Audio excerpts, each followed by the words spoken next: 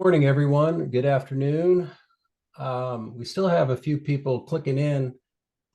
Attendee list is still growing here a little bit. We just might give a few more seconds before we get started.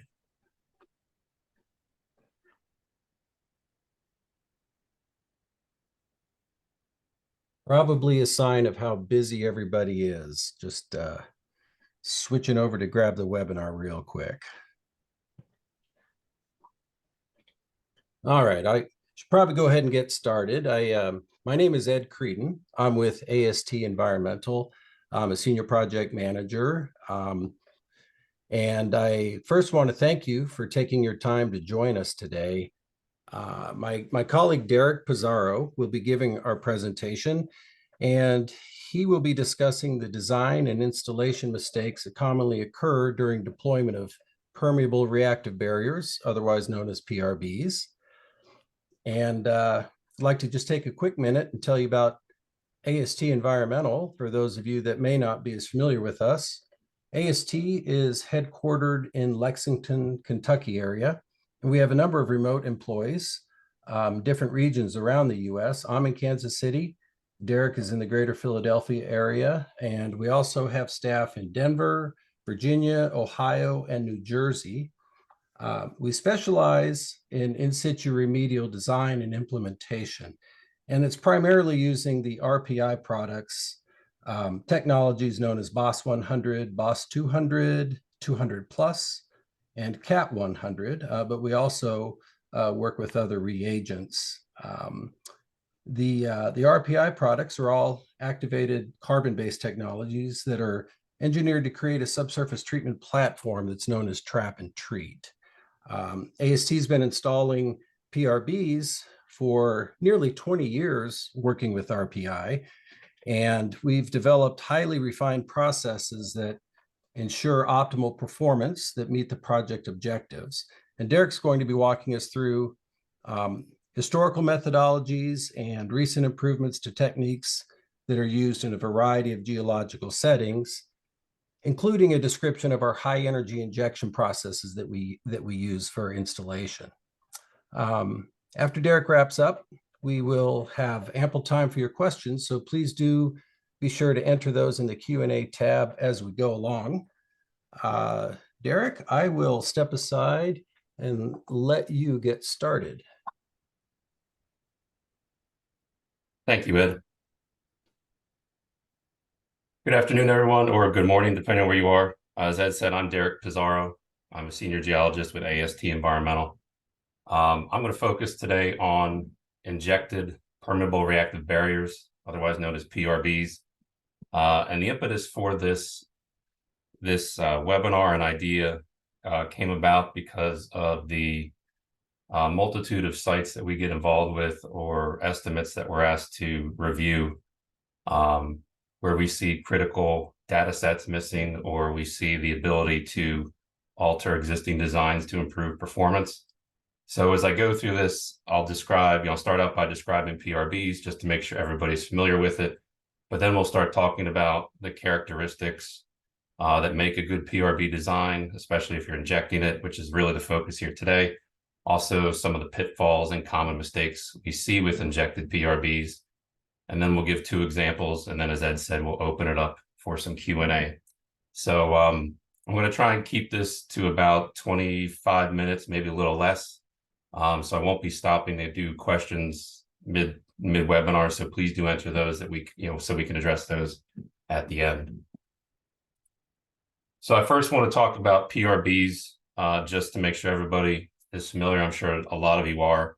PRBs are certainly a modern technique. They've been around almost 3 decades at this point and have been deployed all over the world. So they're certainly a very useful tool in the proverbial toolbox for site remediation. So just very briefly, plume migration is an issue right away from the source area. It may be crossing a property boundary. You may have sensitive receptors. There's obviously a reason to install it, right? To bisect that plume, typically at a distal or midpoint of that plume. In some cases, this may be co-joined with some source treatment, but there could be limitations in accessing it, right? I'm currently dealing with a site in New Jersey where we can't get to the source for various reasons at an active facility. So our only option is to put in a midpoint and property boundary plume to cut off that. And we'll get into some of those design considerations for sites like that later on in this webinar. The other thing you may be dealing with is a very large plume area. It's just too significant in terms of cost and effort to remediate it. So maybe one PRB and some monitored natural attenuation, maybe multiple PRBs or even multi-stage transects, right? We're starting to see a big push for transects. And by transect, I mean a single or double row of injection points that isn't really a traditional PRB, but is really a means to tamp down or improve the performance of that down gradient PRB. So in bullet point 2 here, right, these are combinations. This is technology being combined with a PRB, with source treatment, with other things you're doing on site to affect a good outcome for your client. And so a PRB by nature it's obviously in situ. Here we're talking about injected PRBs for this presentation. They're passive, they're permeable, right? We want contaminated water to flow through them and then have either a decrease or a non-detect limit on the other side of that PRB. You typically want to install these as perpendicular as possible to groundwater flow. I say as possible because in some cases you may not be able to get it exactly where you want it due to infrastructure, other concerns. You also may have changes in groundwater flow direction throughout the year due to either nature or anthropogenic processes that occur on your site. But basically, these can be injected, dug, trenched, etc. And they don't always have to be, we get asked a lot of, is this a wall, right? I know we talk about a barrier as kind of like a wall, but that's probably not the best way to think about it. It is a barrier in the sense that it's cutting off the plume, but it's not a barrier that it's impermeable, right? And then the last note, as you see in the lower right here, there are ways to change it. It doesn't always have to be a fully permeable unit. You see a funnel and gate system there in example B to kind of direct groundwater to a PRB that has a cartridge that can be either improved, could be swapped out, all depending on the design. There's reasons to go with that funnel and gate system versus a traditional contiguous PRB. And then as a last note, PRBs are typically viewed as sustainable, right? They're low to no energy essentially once they're installed, little to no maintenance. We will talk briefly in the design phase of this webinar about PRB augmentation for some deployments and when it makes sense and why you would do it. So when you're first looking at a site and considering a PRB, we almost always have some modicum of groundwater data. We may have a little bit of soil data in the area that we're trying to install this PRB. The one thing we almost never have enough of is conductivity. And so we do like to advance HPT, right? This is kind of marrying both an invasive groundwater and soil sampling events with both some higher resolution site characterization tooling. So we do like the HPT, but we would say you want to couple those with groundwater and soil samples along that transect. Soil samples may seem odd for most PRBs, right? Because we do expect these to be offset from a source area a pretty good bit. But again, not all deployments of a PRB have that as a setting. Some of these could be very close to the source. Some of these could have commingled plumes. There could be other reasons that, based upon a review of site history, that we want to sample soil there and make that evaluation. Because if we do have mass in the area where we're installing the PRB, we need to address that as part of our design calculations before we can actually have that installed barrier function as a PRB.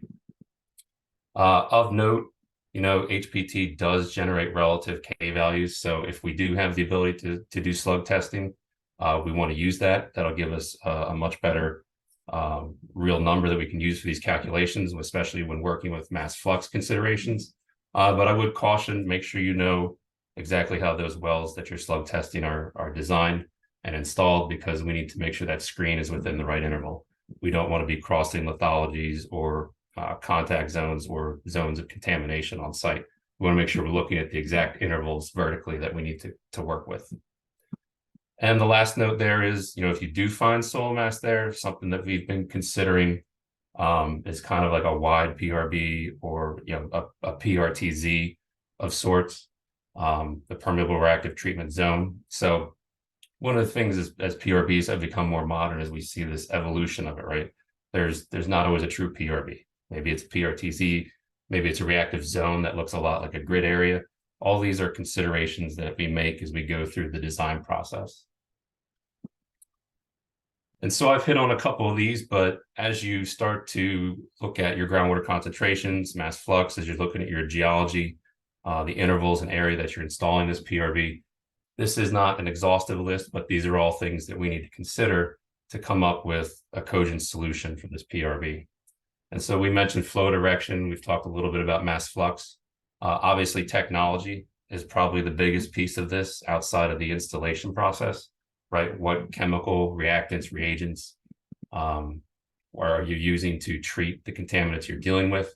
The biggest note there is longevity, right? It's a big variable. I also add to that the sizing, the characteristics, the physical characteristics of the product, the chemical characteristics of the product all matter in this deployment. So just because at one site, ZVI worked really great for you doesn't mean that's the best fit at this other site. Particle sizing, maybe it's a different size. Maybe you need a product that has activated carbon in it to create residency because you have a really high K value. All these things play into this design and consideration process. Supplemental injections, I mentioned this earlier. Let's say you do have a PRB that's managing significant or serious mass flux. There's very few reactants, reagents, products out there that can match that. And maybe you don't have the ability to, at least in one fiscal year, or at least at the outset, install as robust a PRB as you would like, right? Like some piece of that will be depleted.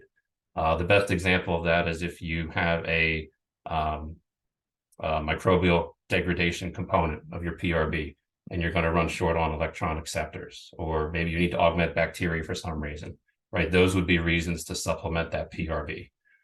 Sometimes it could be you need to sequence some of that events for your client. You do need to start cutting off the plume, but maybe they don't have the budget to install as robust an additional plume as you want. Or it could be you're building out sections of a plume over multiple fiscal years. All this comes into this design process as well. Daughter product generation, obviously a big one with CVOC barriers. Certainly, if you have a PRB, you're trying to protect something typically downstream from it. So you probably don't want to select a technology that's going to generate significant daughter products. I put contaminant flow and bypass on there. That's more common with direct mixing, trenching, soil augers, like some of those one pass systems where you can get, bypass or pure flow around the barrier itself. And that happens just because of the quantity of reagent or reactant you're installing within that PRB, right? You're decreasing permeabilities. And then the last two here, expectation management, right? If a PRB is a good remedy for the area of your site you're working with, understand that it may be a first step to more remedies upgrading of it, right? Like you don't just want to install a PRB in most cases and then do nothing at the source area if one exists, right? Is there mass that's going to be downgrading, right? Like if you have a PRB that's not at a boundary line, or even is it a boundary line, and you need to understand where that mass is going to go, attenuate, deplete, or degrade, you need to make those considerations and set those expectations with your client or your regulatory agency. And then deployment. So we get asked a lot, do we need to do bench scale testing? Do we need to do a pilot? I would say you don't always need to do bench scale testing depending on the reagent or the reactant you're using, but a pilot is almost always in all cases, a good way to go. And I'll show you some examples of that moving forward.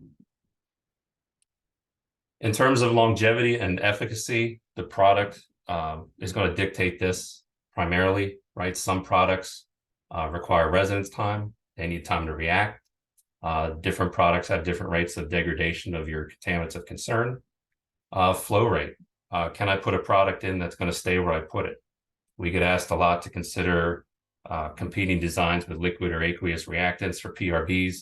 And I don't fully understand why we're using highly mobile products right now for a lot of these PRB deployments. I mean, if you expect it to move, you should expect it to move. So a lot of PRBs, you're going to want to select products that will not move within that geology that you're installing with, right? And then the second piece of that is, can you create contact and residency? Some products create residency, like activated carbons or modified clays. Others require time and residency within the PRB, right? Like that's more like a ZVI or a biological degradation component that doesn't have, say, a clay or a carbon associated with it. In terms of thickness, we get asked a lot, what's the ideal width of a PRB? We'll get into this a bit more in the next slide, but the width of the PRB is determined by a lot of factors, calculations of mass flux, the geology plays into it as well, and then the product you're using in a lot of cases does that well. As I move into the next slide, I will say almost every PRB that you consider for injecting should probably have about at least 3 rows, in some cases more, depending on the mass flux. So here on the right is an example of a PRB, and I'll show the case study for this coming up at the end of this presentation. But you can see here, this is a pilot area. This is 4 rows. And the reason that we've selected 4 rows for this is based upon mass flux. And I'll dive into that a bit deeper in the example. But why would we do more than 1 or 2 rows? Well, obviously it's because we need to create contact. We need to distribute it, right? This is injection. It's a great way to install a PRB. They've been done, over 15 years now, probably closer to 20 years now. We've been injecting PRBs. They work when they're designed correctly, but when not installed or designed correctly, they can also not work. And that's a problem. That's kind of why we're doing this presentation here today. So part of the reasoning for those rows and designs comes down to some of the reasons I mentioned in the previous slide. But for us as a contractor, this is where we really need to start adding more of the, I'll say, experience and the art form of installation to the design that you've provided us or that we've collaborated on, right? Are we selecting the right type of injection equipment, tips, the spacing and rows, right? We've determined those ahead of time, but they may need to be shifted or adjusted slightly in the field. Again, we'll talk about that in the pilot side of this webinar. And then there's shot volumes, right? It's not just that maybe I need 5 pounds of a specific product installed in say a 2-foot interval on 5-foot centers, right? There's also the carrier fluid, the water, right? To make sure I have enough effective distribution. So volume, radius of influence of those shots, again, plays into that as well. And then I'll probably harp on this a good bit moving forward, but this whole rows thing, or curtains, depending on where you're at, 1 row is never enough with most injectates. That would be a transect, that would be a reactive fence line. That's not a true PRB. 2 is rarely enough. There are some instances where you have to modify 2 rows, include, or compress a 3rd row into it based upon infrastructure access. But 2 is rarely the right way to go. Typically, we find 3 to 5 based upon distribution, geology, mass flux is the way to go about installing a PRB that will be completely effective and meet your goals. And then the last bullet point there, and I kind of hinted at this with the shot volumes, there's also a minimum effective design, right? So as we go through the calculation process with you, we may find that I need, say, 2 pounds of a reactant per 2-foot interval in the subsurface on 5-foot centers. Well, that's, the stoichiometric demand, but what is the actual design and efficacy of that in the subsurface? It's probably not going to be as effective as you want just based on contact. So in that example, with that product in that geologic setting, that minimum design might be 5 pounds. So there may be instances where you're actually buying more product than is needed on a stoichiometric basis, just because you need it for distribution and contact in the subsurface.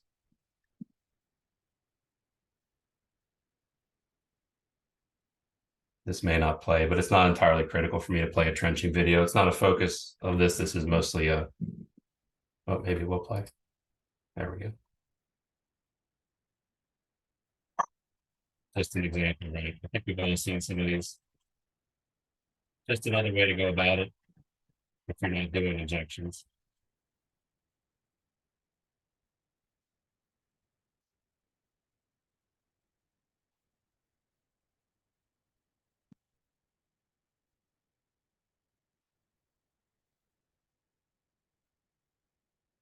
Video doesn't like me.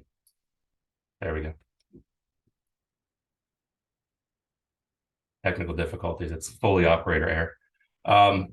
All right, so before we move into the monitoring phase, just again, want to show you another way you could install a PRB. Again, I'm focusing primarily on injected PRBs here, but you can see in some of these examples here why, some of the considerations for pure flow or changes in advective capture could happen depending on the type of solids you're installing in the subsurface. Okay, so you've got a good design, you've installed it. How do you go about monitoring a PRB? We usually like to use a triple well set, and by that we mean an up gradient, a mid gradient, which is within the PRB, and a down gradient point.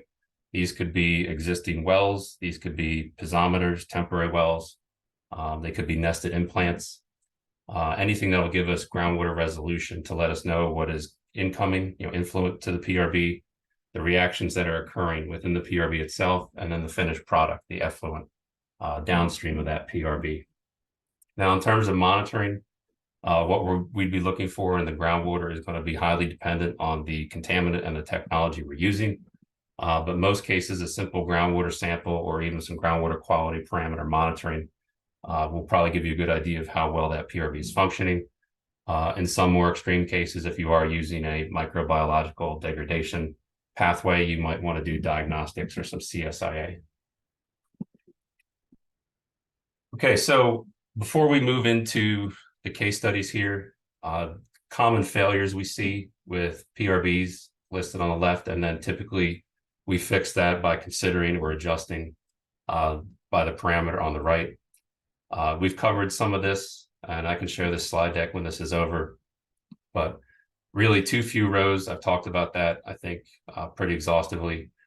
Distribution, right? A lot of times we see PRBs with either breakthrough or poor contact, or we're just not getting enough residency. That's usually a function of distribution, right? And that involves changing pressure, flow rates, injection spacing, both horizontally and vertically.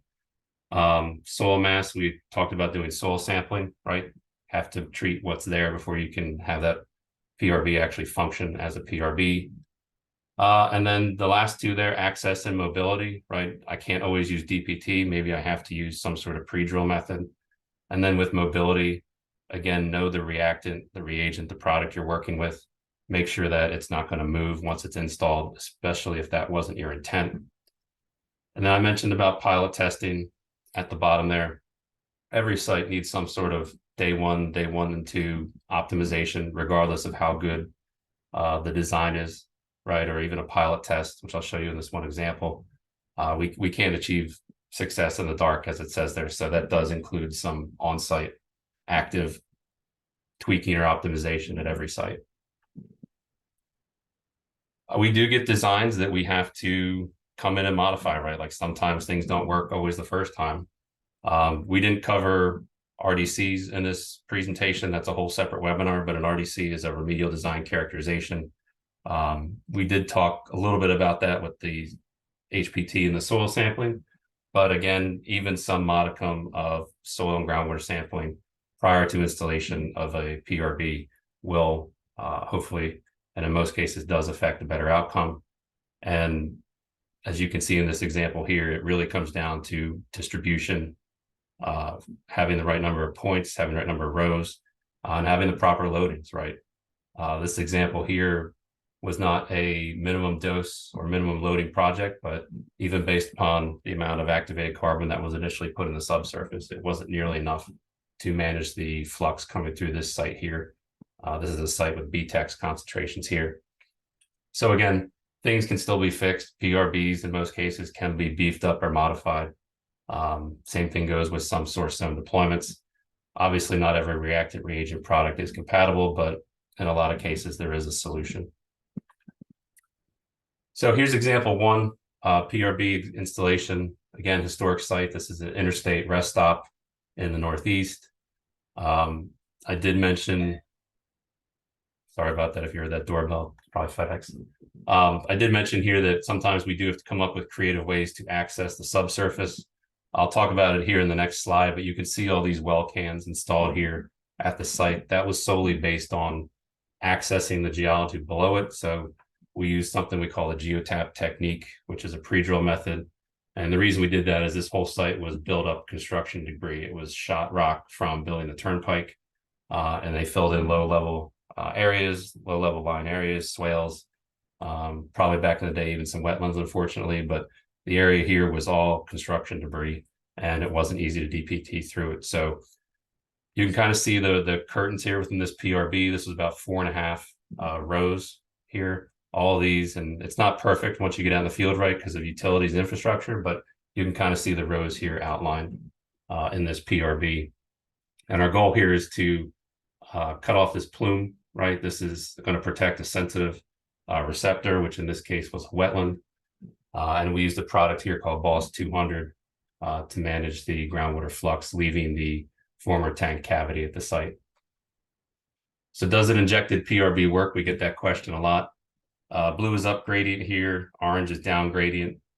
This is monitoring BTEX. So yes, go and taking this out 1,000 days. This PRB certainly works in this deployment. And then since we are using microbial degradation, in this instance, microbes on carbon to achieve that, we monitor a bunch of parameters, sulfate being a big one. And so we have not done any sulfate augmentation events, but in this example, we used a combination of both slow and long-term release sulfate. And you can see here, we continue to have enough sulfate to keep this barrier functioning. So this barrier has not been augmented. This site is actually now closed as of 2 years ago. Example 2, I'll close with. This is the 4-row pilot I showed you earlier. This is a Superfund site in the southeast. Our primary goal here is to protect a creek where we've got PCB upwelling into it from the overburden unit. We did do a pilot test here. I'll show you some of that in a second. That did transition into a 2-step or 2-phase full-scale installation approach. And we did use a BOSS 100 technology, which is an improvement on ZVI, where the activated carbon is impregnated with metallic iron for both the capture and treatment of the CVOCs. So here's our plume. Most of our issues here reside in that saprolite and overburden unit. And what we're trying to do here is key into the top of the weathered rock, or excuse me, just key into the overburden just above the top of the weathered rock. We did that on an angle so we could snug it up under the creek.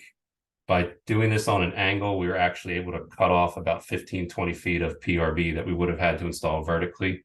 So that was a cost savings, was to tilt this at a 25-degree angle. We did start with an RDC here. We installed 16 micro wells. We did some soil sampling to confirm soil mass or the absence of it in this case. And then we also installed stream bed piezometers to monitor the stream itself so we could show that the PRB in this pilot stage was working. So this is the pilot. Picture on the left is familiar to you from earlier in this webinar. Again, we focused on a 60-foot section of stream, 4 rows. You can see the angle injections there on the right. Again, just due to geology, sometimes you don't always get an injection interval to work. So obviously multiple rows, tightly spaced vertical injection shot volumes matter.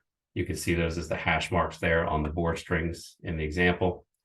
And then, as I said, we did put these on an angle. So we only had to go to 35 feet BGS on angle. If we had done this vertically, it probably would have extended to 50 or 55 feet.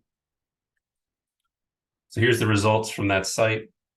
Initially, a great response in PZ103D, a little bit of a delayed response due to transient down gradient pass in PZ101, but everything into a compliant time frame in less than 200 days. And then when we move to full scale, pilot there in the orange and blue, full scale is PZ105D there in gray. And you can see the injection event. We installed that about 650 some days past pilot. You can see that the monitor events immediately and then subsequently after that show that this PRB is sufficiently protecting that creek. In the upper right there, the pilot section in gray, that was augmented a little bit during the full scale, and then the wings on the right and left were built out there to affect the full length of the PRB that we were trying to install along that creek. I'm out of time. I'll stop there. I have time for questions. Feel free, if you haven't entered them already, to do so at this point in either the question and answer window or the chat. And I'll bring Ed back in to help me with that. Yeah, thanks, Derek. Great job, as always. We do have a few questions, but I encourage you all, as Derek just said, to go ahead and enter them if you've got something on your mind. We've got plenty of time to get to them. So the first one is there ever an instance? I mean, you emphasize the importance of multiple rows in PRB. So is there ever an instance when you would consider installing a PRB with less than the 3 rows that you said is optimal or even Sure. minimal? So in going through the mass flux calculations and geological shot volume considerations, if we arrived at a solution that required 3 or more rows, but we did not have the ability to install a traditional evenly spaced 3-row installation, which we run into occasionally, what we typically would do is compress those 3 rows. We wouldn't want to drop the row, but you could compress those rows, change some of the offsets to effectively fit a 3rd row interspaced in between the other 2 rows. So really all you've done there is you've changed your injection spacing, right? So again, in this example, if I start out with a 5-foot injection center spacing design and 3 rows, what I might want to do is move that into a 2-row, 3-foot off center spacing. And really what we would have to do there is distribute the product volume across those compressed 3 rows or really beefed up 2 rows. I would note, though, the reason you may not want to do that, though, is dependent on the technology you're using, right? If there is a technology that requires a significant residency time, again, I can think of some installations where ZVI might be the case here, or some other granular reactants that we've used in entrenching settings. We wouldn't want to do it in that case. Or what we might want to do is come back and do a second phase of injections in the future after the formations had time to rest. But it can be hard in some instances, depending on the technology you're using, to drop a row. But in cases where you are using, say, something like an activated carbon product or a modified clay or anything that will create its own residency, there's probably a chance you can modify it. Sure, that certainly makes sense. Okay. Yep, but it's not ideal. Yeah.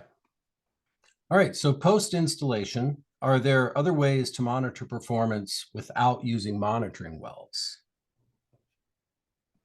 Another good question. Certainly post-injection, I doubt anybody has the appetite or the budget to run out and take soil samples. There's also reasons you wouldn't want to take soil samples from a regulatory standpoint in some cases. But the use of piezometers could be more cost efficient. Temporary wells, depending on the setting of the site and the PRB and how long you anticipate monitoring, could be useful. We've done some sites, actually a very large PRB site in Michigan, where we used implants, which were tiny cluster wells that were installed that are way more cost effective. They can be installed via DPT. They don't have the cost of a full-blown monitoring well associated with them.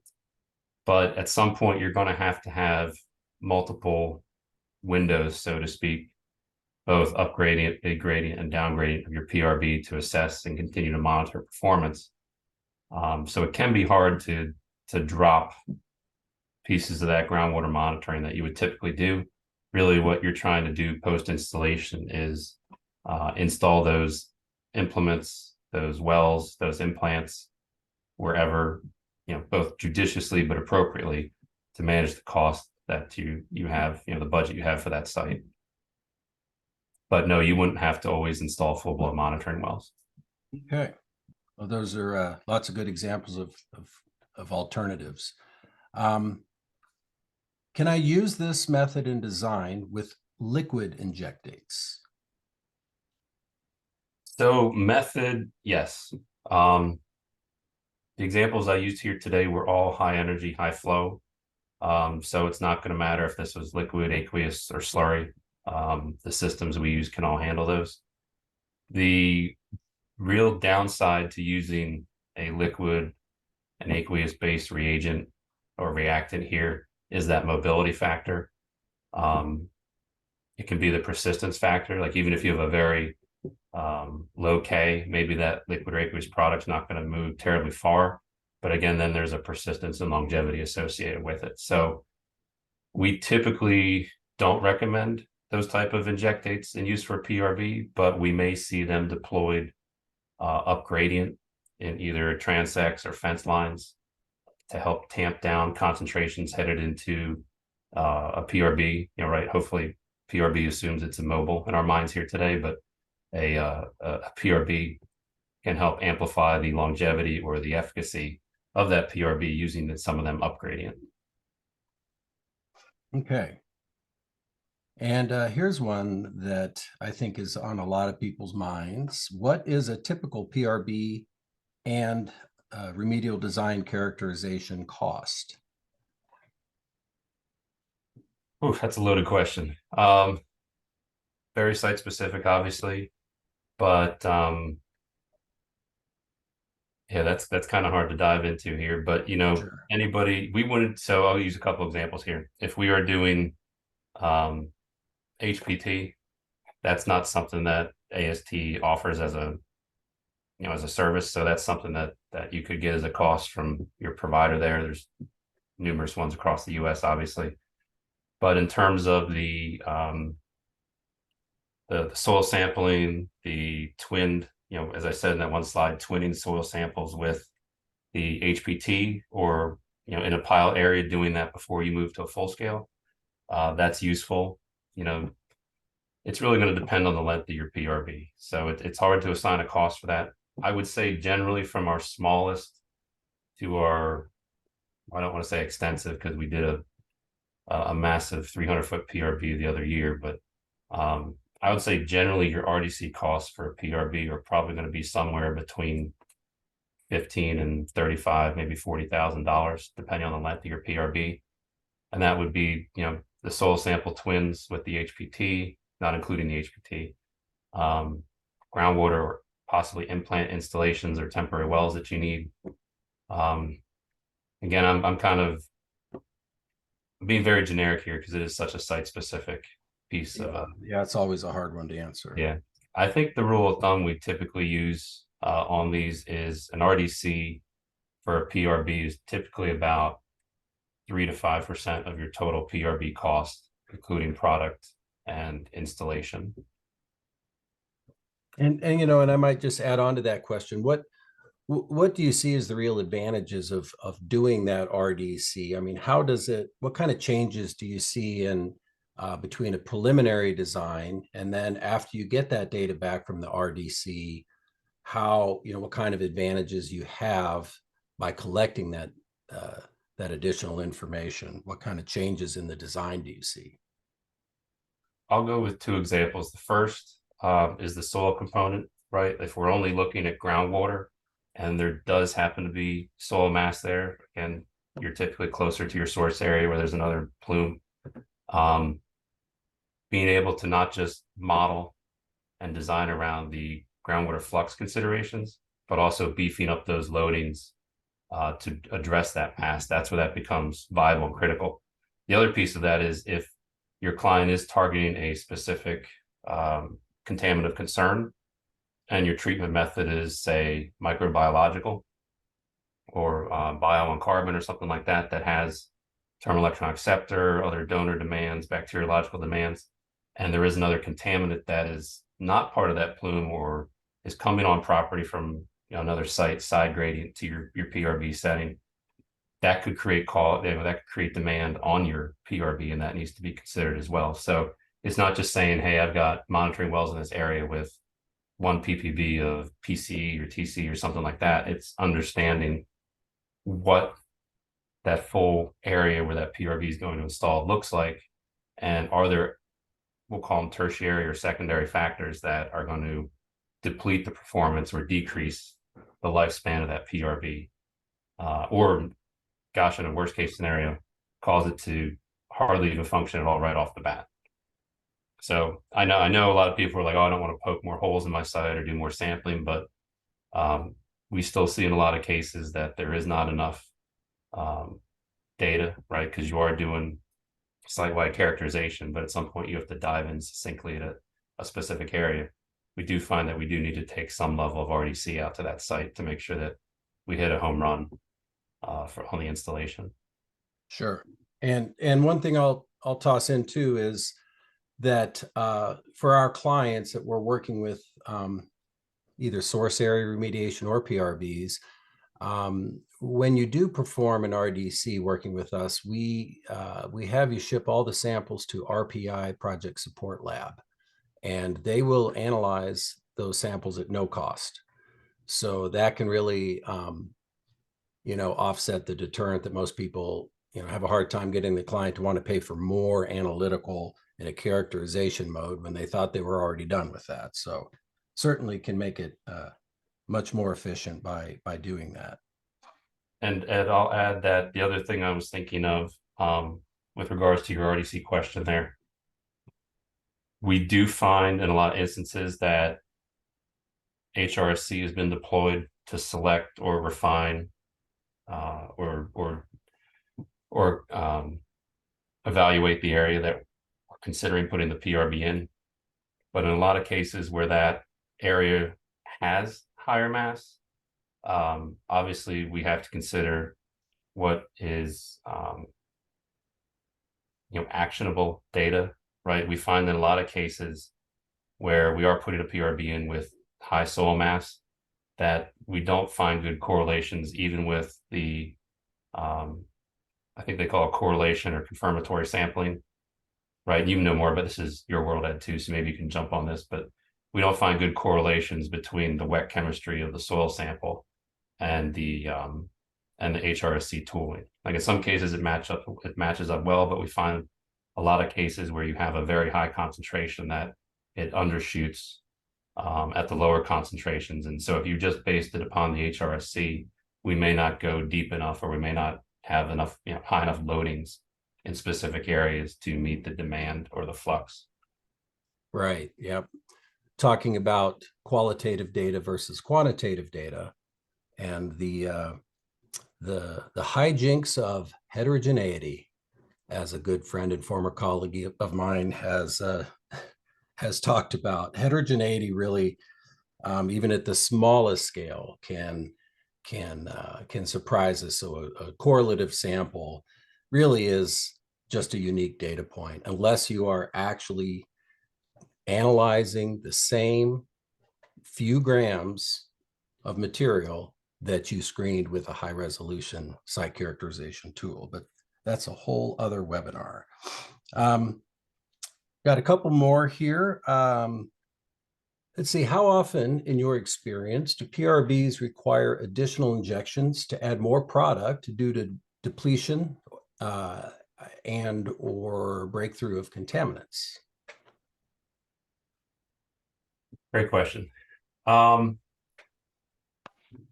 it depends on the site and the contaminant, but a lot of cases, if you are using an abiotic treatment, it would be uncommon. If assuming we've done all our homework up front, it would be uncommon to either need as a surprise or even plan to go back and augment it. I'm thinking here of if you're deploying Boss 100, ZVI, Ferro Black, Fluorosorb, right? Those kind of products there that are not using a microbiological degradation mechanism. Those, it's unusual to go back and do augmentations. Typically, if you're planning an augmentation event, it has to do with terminal electron acceptor demand, other kinetic additives that affect the function, the microbial community, the community shift you're dealing with, post-installation of a biological degradation mechanism within that PRB. In some cases, you do plan to go back and split up. Like say you do a design for, we saw that rest stop there, that was a Boss 200 PRB. The limiting factor there would be sulfate. So let's just say we didn't have favorable conditions or sustained conditions of sulfate release to manage that. We may want to go back and augment a PRB there. There could be cause in initial design to say that, hey, the mass flux is so significant and we're not sure when or how we're going to get to our source area, but we're planning that this PRB, we estimate it's going to last about 5 years. We're going to monitor it. We're going to use geochemical parameters. We're going to consider terminal electron acceptors, etc. We'll plan to go back every, say, 1 or 2 years and increase sulfate with either soluble sulfate or slow release sulfate. Again, how you do that could be done DPT, could be done through injection wells. Obviously, if it's injection wells within your PRB, it's going to need a soluble or mostly soluble product to do that and distribute it. In some cases, we find that the microbial community, it's going to shift over time and optimize itself. But if it's not, staying in, say, sulfanogenesis where you want it, you're getting your degradations, you might want to re-augment that community. That's extremely rare.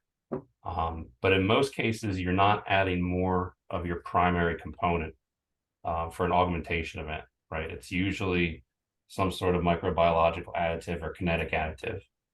Reasons you may want to plan for a primary product, and by that I mean, again, a carbon, a ZVI, fluorothor ferroblack, something granular. You may plan on doing that 6, 12, 18 months out from your initial install, is just because it's going to require so much product. There's such a high demand, carbon demand, electron demand, whatever it is, such a high demand that it would not be feasible. You could not affect the distribution optimally in your first round. You may split that up into multiple injection events. I have a client right now doing this mid-plume. They're not under any sort of critical time frame at this time. They've got a number of years to go before they have to reach their compliance criteria. And what they're planning to do is inject twice, year 1, year 2, beef it up again, and then they're going to monitor. And so they've set aside money for years 3, 4, and 5, theoretically, to go back and add kinetic additives. Again, this is a CAT 100 deployment, so this is a commingled plume. This is CVOCs, BTEX, 1,4-dioxane, some Freon. But because of the concentrations entering that barrier, they are expecting to do at least another primary product augmentation, which in this case is an activated carbon platform, and then planning to augment that combined dual installation in years 3, 4, and 5 if needed. But they have the ability to wait and see there based upon the performance. The fact that in years 2, there's a source zone removal planned, and then year 3, there's some additional construction that will require soil disposal. So again, these are all factors that we have to consider up front. It's not just what's happening currently at the site and what happened previously. It's what is your client doing in the future with that site that may affect the performance of the PRB. Okay. I know that's a complicated and possibly a little convoluted, but it is, again, highly site specific, but it's not, going back and augmenting a PRB is not uncommon, but it's not very commonplace unless you have a significantly impacted site or a commingled plume. Sure. Okay. And one more question here in the queue. Are PRBs mostly used in addition to source area remediation, or are PRBs frequently implemented as a catch-all down gradient with little to no source area remediation? And the poster here says, this question assumes source area in soil has been properly remediated. Okay, so if I've removed my source area and things are starting to clean up in groundwater by and adjacent to the source area, a PRB could be your effective backstop, right? It's a kind of like a belt and suspenders approach. In that case, and again, I don't know the site, but it sounds like if you've done that source removal and you've got mass transiting across your site in a plume, and you got to protect your boundary line or some other receptor, then yes, a PRB would be solely a PRB would be a good deployment. Again, it's site specific. We do see a lot of, I don't know if I'm a huge fan of the term, but combined remedies, right? Like where we are pairing up PRBs with different source zone or removal actions, M&A in some cases. So it's flexible, right? Today, I'm just trying to show you a tool that I think is modern. PRBs have reached modernity. I think a lot of us can agree on that. But I'm also trying to show you that injected PRBs are highly effective, but there can be a lot of pitfalls in designs, and we do see those, on a daily basis. So we just wanted to share with you our experiences and how we can achieve success the first time, or at least possibly help you fix an existing problem. Yeah. So, and if we haven't quite hit on what you had in mind with some of your questions, you can always reach out to Derek directly. His contact information is on the screen there. So, Derek, that's all the questions that I've got for now. I want to tell everybody that we will be posting a recording of this webinar on our website in the coming days, and we also will distribute a link to that recording via email to anyone who is registered. And feel free to, like I said, reach out to Derek, or you can go to our website, which is astenv.com. We have a project inquiry form there where you can hit us with a few details, and we'll get back with you right away for an evaluation of your project, see how we might be able to help you. And on the website, I'd just like to point out, we touched on a lot of different topics today. Derek talked about the RDC process, remedial design characterization, different activated carbon products that are produced by RPI were mentioned. Also, our injection process, the pre-drill methodology, lots of topics there within this presentation that we just obviously don't have time to go into. But we've got a really extensive library of previously recorded webinars, lots of case studies, and again, you can reach out to any one of us if you have more questions and want to learn a little bit more about any of the aspects of the services that we're providing. So I guess we'll go ahead and let you go a few minutes early here. Thanks again, everybody, for taking your time to sit with us. Hope you all have a great day, and we certainly look forward to hearing from you sometime soon. Thanks, everyone.